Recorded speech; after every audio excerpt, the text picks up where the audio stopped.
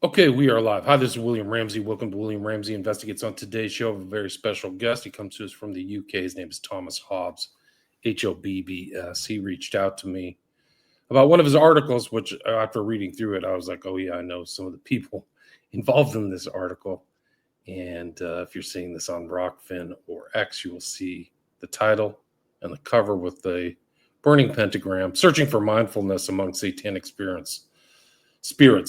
To see the light, you need to turn to the dark side first. I think it's kind of a timely article. A lot of these people who are in the elite do these talk to spirits. They're their friends. They're not. They don't see them in the context of kind of the Christian church. But it is interesting. This article was written before some of the stuff that I wrote about in my book, Global Death Cult, happened, which we can talk more about that. But for some reason, that book it's my most highest selling book. Like I wrote that 2021, but I think some of the information in there must have come to the surface or something having to do with 764 or some of these other occult groups. Like I was on a show in Russia about it.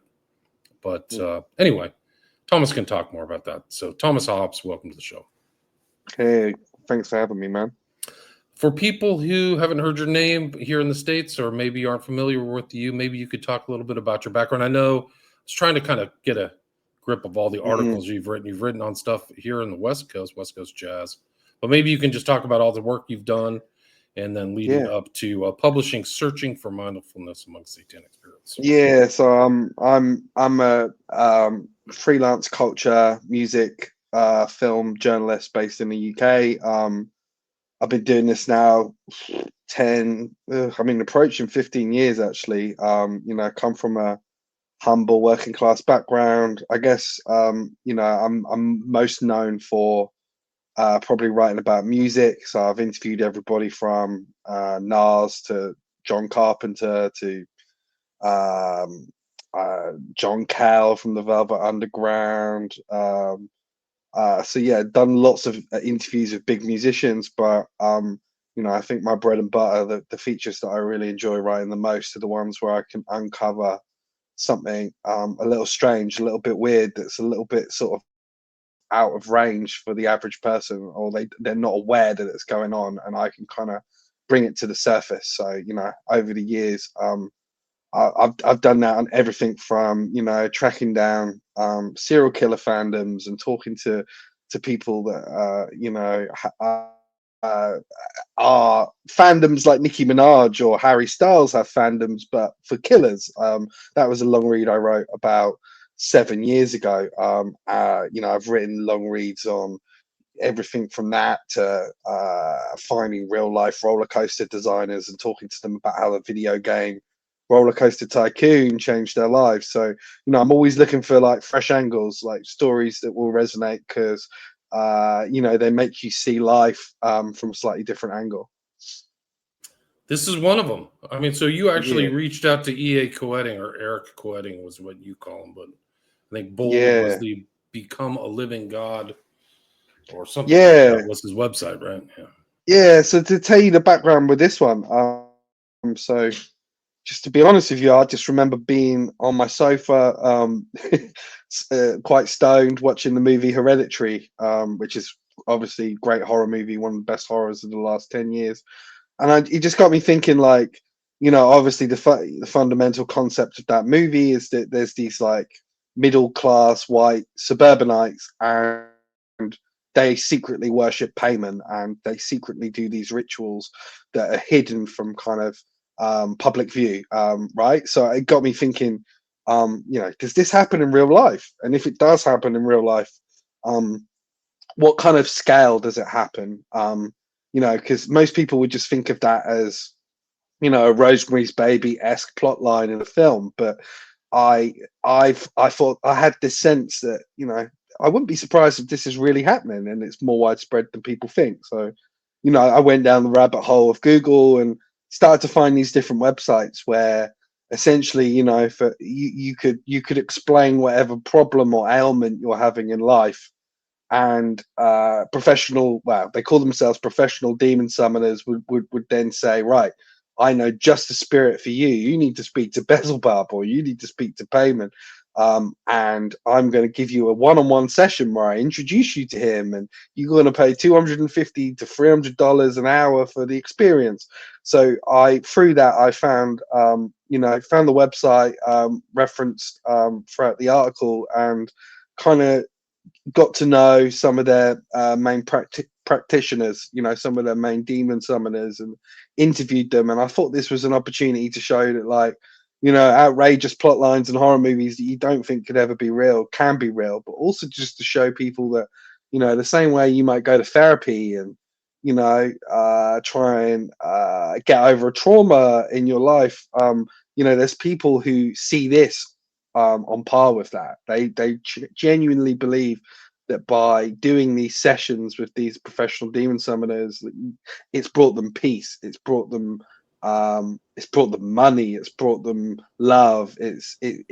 So people really are invested in these sessions. They really do believe they make a difference. And I think, that in itself, I found really fascinating, because I just think, the average person would be shocked to think that this even goes on. I think they're in their head, they look at it as a kind of David Lynch-esque kind of strange plot device. But I guess I wanted to make it clear that, that's not the case, but also kind of give people a bit of a history lesson too, about how just the idea of what a demon represents is kind of changed and evolved from era to era, going back thousands and thousands of years. So it was important for me to put that historical context in there as well. Right. It's like the entities. So these people view them as entities, like maybe a Christian would call them demons. But like these guys are doing, and he's making money too, right? Like it's international in scope too, right? Exactly. And that's the thing. I kind of feel like with this article, I only really just scratched the surface. Like, I've subsequently found out that these types of communities exist in the UK. They exist in Canada. They exist in. I found evidence of one in France. So there's evidence that maybe your neighbor right now is talking to a professional demon summoner and communicating with payment or whoever or whatever it is, and getting results from it, or so they think. So I just think it's fascinating that at this period, when I wrote the article, I think it's about 4 years old, it might even be older, but at that point, it was Trump's first term in office, and there's obviously a lot of kind of lot of doom-ridden headlines about how World War III was on the horizon, and coronavirus had just happened, and people were having an existential crisis because of that. So I think it was a timely time to write it, because it was like at that point, a lot of people were in such a dark place that the idea of turning to the dark arts maybe made more sense to them than it would have maybe even like 2-3 years prior to that. I think a lot of people were starting to feel like the world was quite a godless place at the time, which might explain the kind of rise of these types of surfaces. But I thought it would be really interesting to get people to see from the perspective of the demon summoners. My work is always about making you see through the eyes of somebody who you've never really considered their point of view before. And I think with this article, hopefully, that I could achieve that. But you also talked to a couple of academics, like, why is this happening? Like, this is like the past demon stuff, but you talked to contemporary, intellectuals about this phenomenon, which is really real, right? Yeah, for sure. I think it was important to get the historical perspective, but also that balance, because obviously, there's another side to this. There's people who just think this is nonsense, like this is just people kind of imagining things and paying $300 for in the process. But it is real. Like, I'm not saying it's real. Like, I 100% believe that I can have a conversation with payment, and I'm going to wake up in this 30K in my bank account. But it is real that these services exist and people get gratification out of them. There's people, I can't name names, but I know, based on what the people I interviewed told me, quite high network, famous individuals that apparently use these services. So I think that to me was quite eye-opening, because I think that cliche, that idea in pop culture that, you know, celebrities worship the devil is often something that people, you know, think of as like pure conspiracy. But there is evidence that like high net worth individuals are using these services. I think I described it in the article as like satanic goop, and goop is obviously Gwyneth Paltrow's lifestyle website. And in a way, it kind of felt like that a bit to me. You know, people could say, "Oh, I'm having a real crisis at the moment, getting a lot of anxiety. You know, I can't talk to women." Well, they claim that you know, Beelzebub will give you the answers to cure that. He'll give you the confidence that where human psychiatry fails, demonic psychiatry can kind of fill the gap, so to speak. Right, and these are like the classic old names of demonology: Lilith, Beelzebub, Azazel. And this guy literally Pazuzu, right? That's the demon from Yeah. The Exorcist. So these are all. Do you know what's funny? Just to No. interject, I actually interviewed the actress that played Pazuzu in the original Exorcist. A woman Who called played who? What was her name? Eileen Dietz, she's called. So she basically, you know, when you see the flash of Pazuzu's face, Yes, that's yeah. her, and that was quite fascinating. That was a fascinating thing. But I guess it just, you know, that lure of like demonic entities in Hollywood. I find it just fascinating that like there is truth to some of it. You know, like actually this plot device in a movie like Hereditary isn't just purely imagination. Like there really are real people in suburbia who are taking 1 hour Skype calls with demon summoners and claiming to talk to spirits. You know, I had the interviewees show me photos of like faces emanating from smoke. Now I can't tell if that was Photoshop or trickery, but they really believed what they were saying, you know, and they spoke with a kind of lot of conviction, and I think that I found really interesting.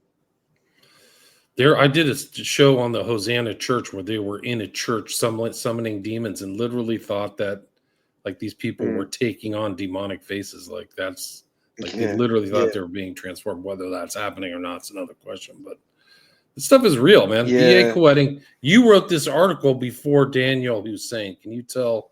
I don't know if you know this story, but no, I'll be honest with you. I'm not fully up to it. Refresh my memory. Daniel Hussein was a member of the Become a Living God. He was that, and in I think 2020, he made a pact with this demon named Rosifal something, and he made a blood pact, and he's known as the lottery killer in the UK because this pact, through Become a Living God, which is run by E.A. Coetting, this pact was supposed to have him win the lottery. He went out and killed 2 people. The names were, this happened in June 2020. Biba Henry and Nicole Smallwood were killed in Friant Country Park in London. This was the guy in Wembley, wasn't it? Yeah. In Wembley in London. I think I remember it. I remember hearing about that. Northwest London or something like that. Yeah, and I think that just shows the sort of dangers involved in this. And I tried to get that put into the piece. You know, it resulted in, I think something happened to E.A. Coetting. So he they shut down his website, but he's also a member of the Order of Nine Angles. So you literally interviewed a guy who's an ONNA member. Which is he was a fascinating guy. Like I couldn't tell. I felt like he was kind of playing this sort of audacious role, like in his head. It felt like he was an actor in a Hammer horror movie. You know, he was a little bit exaggerated with the things that he said. Whereas, you know, the other interviewees in the piece were just like us now, just everyday people, but they did this extraordinary job for a living. Whereas he, you know, you could tell that he had a reputation and enjoyed kind of living up to it dramatically, so to speak. So he's been around for a long time, man. Yeah, I was telling you in the pre-show, I was in an interview with him in 2010. 2010. I can't believe that, 15 years ago. Yeah, I didn't know he was an member of the Order of Nine Angles at that time. What? I must admit, I took some of the things I must admit, some of the things he said, I took with a pinch of salt. Like I didn't, I did wonder at points whether I was being had on, but what the one thing that sort of aligned all of the demon summoners that I spoke to, all of them told me that they suffered from trauma when they were growing up and when they were kids. All of them told me that, whether or not that was abuse or watching someone die at a young age.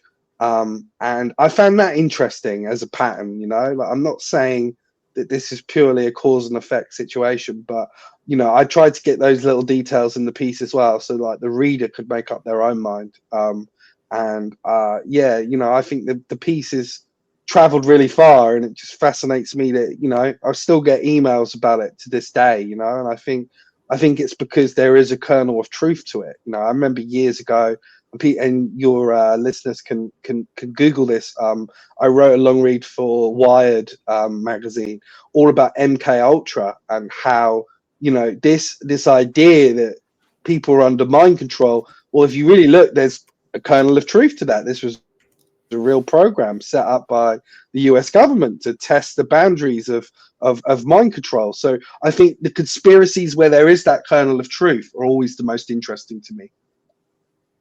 What's the title of that one you did? The MK Ultra one. I can actually look at it right now. Hold on. It's called "The Conspiracy Theorists Convinced Celebrities Are Under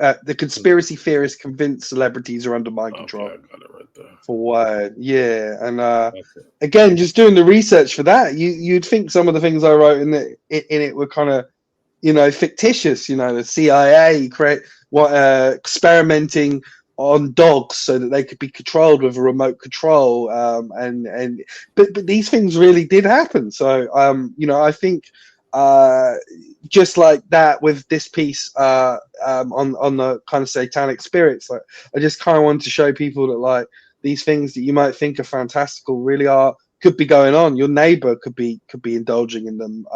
They're more kind of normal than you expect. And I've got to be honest with you, like my my wife's family, they're like devout Christians, and I remember at the time I was living with them because we were saving money to try and buy a house, and the only way we could do it, like a lot of people my generation, was moving with the in-laws and just like not go out for 2 years. And I remember when I wrote this article, they were really like didn't agree with it, put it that way. They were like, what, do you really have to write this? Do you really have to expose this?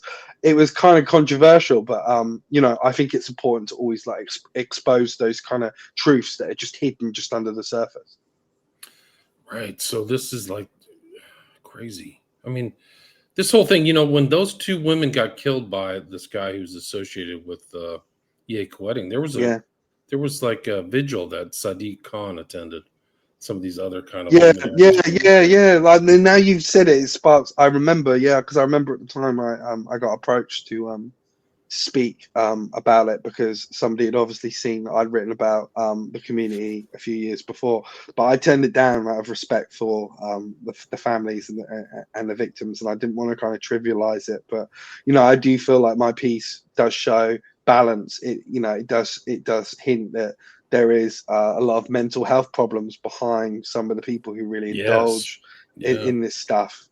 There is a dark side, but some of the people were so convincing to me. Like some of the interviewees were very convincing to me, to the point where, if you were to put a gun to my head right now and tell me what I believed, I'd probably say, to a degree, maybe these people were fantasists on some level, but equally, I wouldn't play around with this stuff. So I must feel like on some level, even subconsciously, I must feel like maybe there is some truth here. I've just to talk to you a bit about my background. I lost my my dad when I was real young, when I was 4 years old. I actually watched him die, and I grew up in a household where there were lots of paranormal activity, lots of strange things happening. So I'm not shut off to this idea of there being this kind of realm of spirits, or there being this kind of afterlife. So I think that's why when you read my writing, I'm not condescending. A lot of journalists maybe would approach this subject purely from condescension, you know what I mean? So, but for me, it was very important this piece, and hopefully your readers agree, your listeners agree, sorry, that, you know, it had balance. It considered all sides, like, and maybe just left people thinking, who knows, maybe there could be some truth in this. Yeah. I don't think it will become a living God is even online anymore. So I think they shut that that's down. crazy. Well, you know what? I remember going on there. I remember I had an account on there, just obviously through the research of this piece. And I remember like some of the posts on there were just it was just things like, I remember there was one guy, I keep getting rejected by women. You know, I'm not happy. Like, I want to meet my life partner. I can't remember the demon that the moderators set him up with for a session, but I remember then seeing a follow-up post where he was like talking about all the great results he'd had and how he'd suddenly met somebody.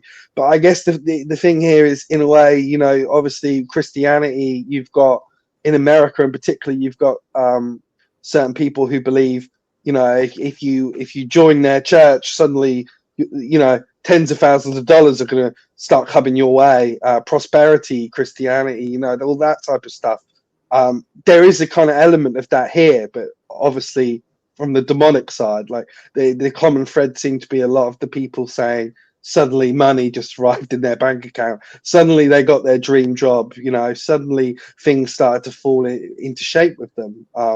And I just thought that was interesting because there's lots of parallels with, you know, maybe somebody like a Joel Osteen and what they claim, they promised they could bring. It's almost like the polar opposite of it. Do you know what I mean? But there's similarities too. Yeah, I see that their Bolg is still online, or it's back online. That's the same woman that you had on. Orly Stewart is on there. Yeah. She was interesting. And you know, I've written about the Church of Satan before. I remember years ago.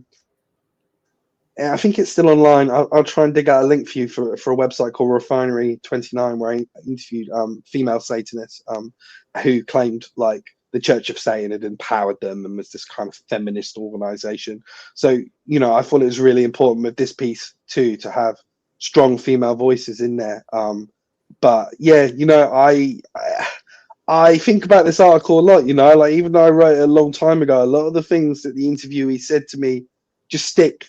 They stick, and I always remember. I can't remember the guy's name. I think it was somebody. I forget the guy's name, but he said to me, "Anytime you want to be introduced to payment, I'll do it for free." And he kept that offer open. Demon, right? That's the demon. Yeah, Payman is an ancient demon, and this guy claimed he could introduce me to him whenever. He said to me, "You know, he will make you the biggest journalist in the world," and all this crazy stuff. I was like, "Sure, man, I'm good. Like, don't worry." And, and I just always remember that offer. Like, I always think, like, in an alternate universe, maybe I accept it, and then, like, you know, a Roman Polanski-esque horror movie unfolds. Yeah, who knows? I mean, I what's interesting is Bolg is now, their office is in Austin, Texas. Wow. That's interesting. Yeah, that is interesting. Well, it just shows you also, like, there is the, you know, the potential for this all to be really commercialized. This is commercialized. Bolg is commercialized. Yeah, there's no question. Yeah.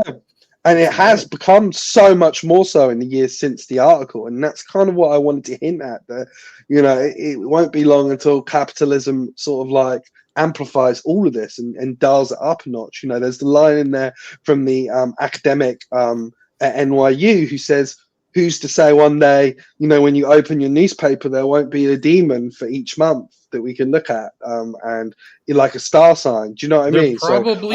There probably is for some of these people's lives, you know, that we don't see. They may not be in a massive newspaper, but these guys are connected, and they're international, and it just shows you all this stuff. This guy Coetting it's not his real name, but it is. And what? Sorry, Karen. Daniel Hussein was on this site, the Bolg site, like hours before he committed the murders. And then he went and spent 162 pounds on lottery tickets, but won nothing. So he really thought it was going to pay off. Yeah. It's crazy. People, when they're vulnerable, when they're low, they want to believe in the fantastical. And that's the sad thing about this. You know, like, maybe some people have been misled. And You know, it's a really dark, tragic case. And I must admit, when I was trolling through the site, like I did feel like I did sense that some people might have been exploited, but I just go back to the interviews, and the people, some of the people felt really credible. Some of the demon summoners felt credible. You know, they really felt like everyday people who were having these fantastical experiences. But as I said to you before, as much as you know, my logic tells me this can't be true, I wouldn't fuck around with this stuff. You know, you wouldn't catch me ever like wanting to go through the rituals to sort of communicate with Pizzazu. Like that I'm happy to watch it on the movie screen, you know. Yeah, he got 31 years. Who's saying so? He's It's not getting crazy. out. Yeah. The judge in Yeah. 2021 said, "You committed these vicious attacks. You did it to kill. You did it for money in a misguided pursuit of power. This was a calculated and deliberate course of conduct, planned and carried out with precision. Bizarre though the Mm. pact with the devil may appear to others, this was your belief system, your own commitment to the murder of innocent women." Yeah. So, Yeah.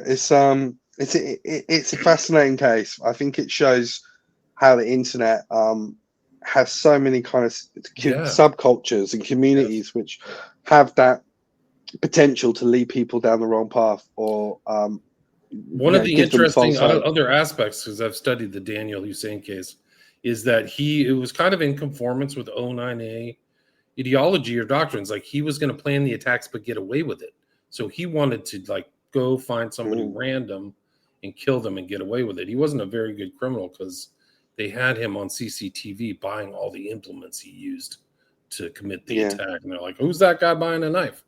And that's how he got Yeah, and busted. but you know, I just wouldn't be surprised though if there's dozens and dozens more of Right? uh, becoming a living god-esque communities right I now. So wouldn't. who's to There say? are cells of all Yeah, these O9A all there over the really world. are. Yeah. So who's to say cases like this won't happen again? And just another thing I remember, and I'm just trying to remember the article, but I remember I think it was Jesse Garrett, one of the black magicians that I spoke to, and he told me that he has Saudi billionaires as his clients who speak to him regularly, and he claimed that part of the reason they're so rich is because they do this stuff and they communicate to these demons. Now, people listening will think that, you know, well, these guys smoking something like this, you know, this is ridiculous. But the reality is there's people out there willing to spend good money on talking to demon summoners. They really do believe it's making a difference in their lives, and I think that in itself is really fascinating. That this type of stuff is going on, and a lot of people, you know, think it's confined to a movie like Hereditary, but actually it's happening in their communities as we speak. I think this is your guy right here, J.S. Garrett. You can Yes, have a just reverse baptism, crazy freedom from stuff. right hand religions. Were you forced into an oppressive religion without your consent? Oh my God. Yeah, and I'm just looking at the article actually. I just forgot this picture of Eric coating, and he sat like in a kind of bucket with blood all over him. That goes back to what I said to you before about him being very theatrical, and just I got that sense speaking to him that he thought that he was a character in a Saw movie. Like it was like, Right. but the other guys I spoke to, like I say, they felt quite credible. They spoke to me just like they were a therapist, like, or they were just like an everyday therapist. Like they didn't create a distinction, you know, and that's what was really interesting. That people were telling me this stuff lucidly. They were talking to me. It was as everyday as making toast in the morning, but but speaking to a demon to them. And I think that that's maybe why this article's made such an impression, because people can't quite believe the lucidity that people talk about this stuff with in the article. Yeah, they do it. I mean, this is all real stuff, man. This is like, Mm. and how many of these crimes have they done and not caught somebody is another question. Like they're happening.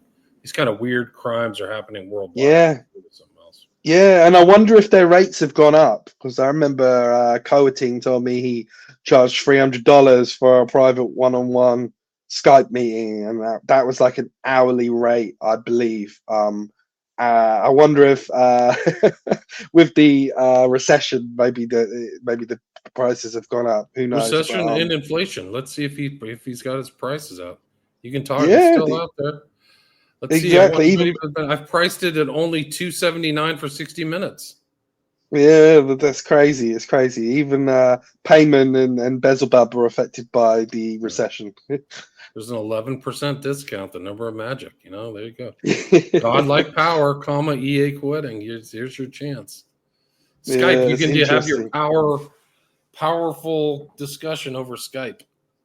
Yeah, but you know what? Like, I do feel like sometimes, as long as what people are doing isn't causing harm, I'm very much of the mindset of let people get on with it. But I guess the dark side to this is there is evidence, as you said, of this causing real life devastation and real life violence. So, This is you know, just the there's a stuff real we know about. This is all the stuff we know about, Thomas.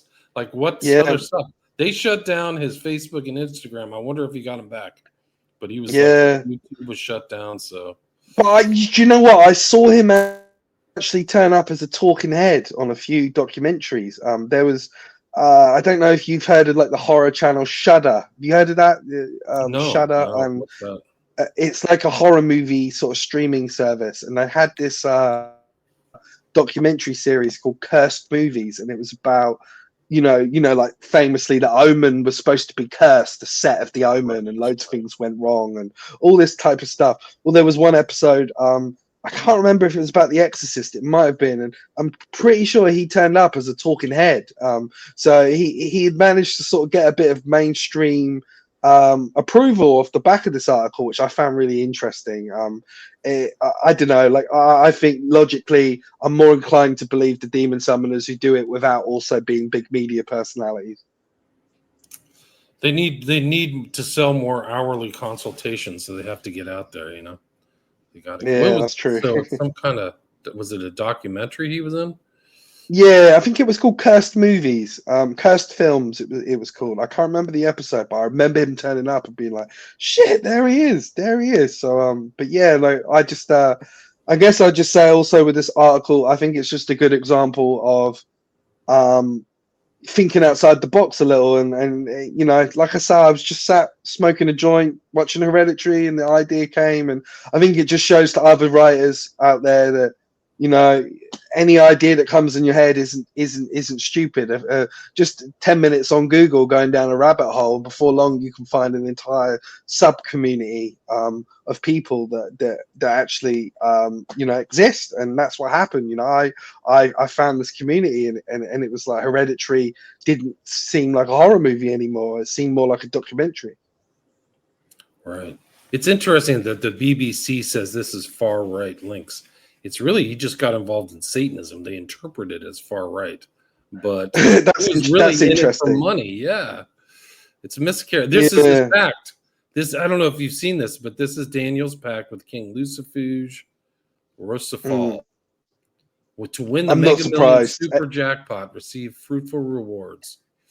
And then here's his thing: to Mm, never be suspected of any crimes by the police, and also that the police will never know of any crimes that I've done and that I will do. So maybe he's been involved in other crimes. This is his blood oath yeah. right here: sacrifice only women. So I've, those murders were sacrifices in his mind. it's horrible. It's horrible. But I would just draw people to what Douglas James Davis, one of the professors I spoke to for the piece, said. I think he said when you're going through something and you're in desperate need of help, the idea of talking to Lilith or Beelzebub can be very romantic. When you are very vulnerable, maybe this can be a romantic thing, and these people can kind of be used and they can be manipulated, and that's the dark side to all of this. I would say, if people are going through significant issues in their life, see a real medical professional before seeking out these communities, because as you've pointed out, there's lots of evidence of it resulting in real life violence and real life issues. I don't think if I'm just going to be honest with you, I didn't quite realize the full scope of that at the time I was writing this. But in the years since, I have, and I guess I'm just glad that my article had the balance in there, and it did show, you know, that this has real potential for harm. Yeah, no question about it. I mean, this is very dark stuff. This guy has sigil magic. He would like the bodies were intertwined as if laid out as a sacrifice in the undergrowth of Friend Country Park in Wembley. Yeah, Really crazy. dark. Like there's Absolutely video crazy. of this guy. He tried to get out of it by acting insane or something, but the court wasn't buying it. He Yeah, apparently yeah, considered yeah. himself an Aryan. That's really weird. And I guess what's interesting is as society becomes more and more desperate, as we live through cost of living crises and we live through the potential for war, people historically have turned to the dark arts. They've turned to the occult more fervently, and I feel like right now, I mean, it's bleak out there. It's bleak in America with all these tariffs and people not being able to even afford to buy a crate of eggs. You know, over here in the UK, it's the same thing. You know, a lot of people Thomas, I struggling to just do their week shop. literally I was at the market and I spent $10 on 12 eggs.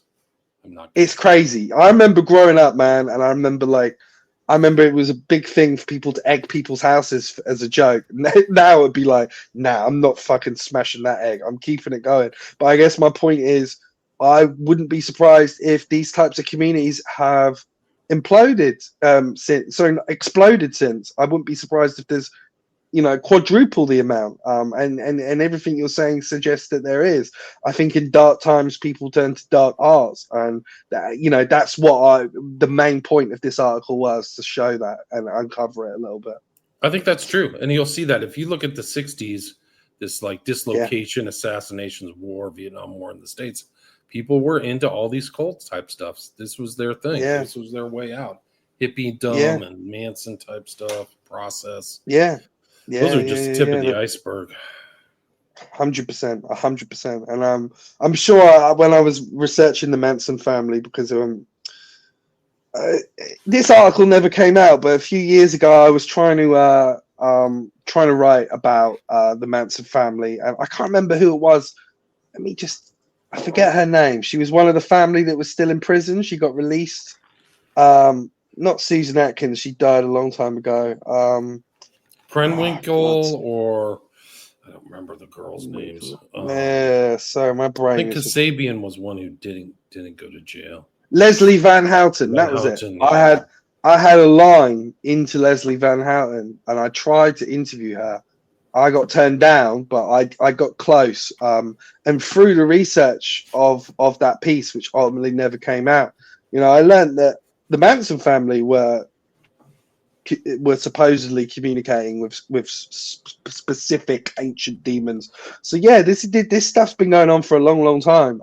I just feel like right now it's become more and more normalized. Like all you need is $250, and these guys will claim that they'll introduce you, and that's just a crazy idea. You know, that would have seemed fantastical to me 10 years ago, but now it's actually normal for some people, and that's a crazy thought. That's a crazy thought. It is a crazy thought. That's a good way to end it. Thomas, we are at the 40-minute mark. Is there anything you'd like to add, or anything? No, I guess what you're working on, where they can find you. Yeah, sure thing. So you can find me on Twitter, or X, if you want to call it that, under the tag T Hobbs, so THOBBS Journo, JOURNO. Yeah, as I said, I'm a writer from a working class background. Makes me a rarity in this industry. I'm always trying to think outside the box. Some of the big pieces I've got coming up, I've got a profile with Robbie Krieger, the lead guitarist of The Doors, long read profile about to go live, which I'm really proud of. Also got a long read coming for the BBC, all about Tupac's song Dear Mama. Both very different to Demonic Spirits, but I hope that when you read them, you see they've got the same level of detail and balance. Yeah, but I really appreciate you having me on, and yeah, I hope the readers dig the article as well. Yeah, I'll put a link to the article and a link to your social media. And again, the title of the article we talked about today is Searching for Mindfulness Among Satanic Spirits. And the author is Thomas Hobbs, Hobbs. Thanks so much for your time. Thank you so much. Have a good week. All right, you too.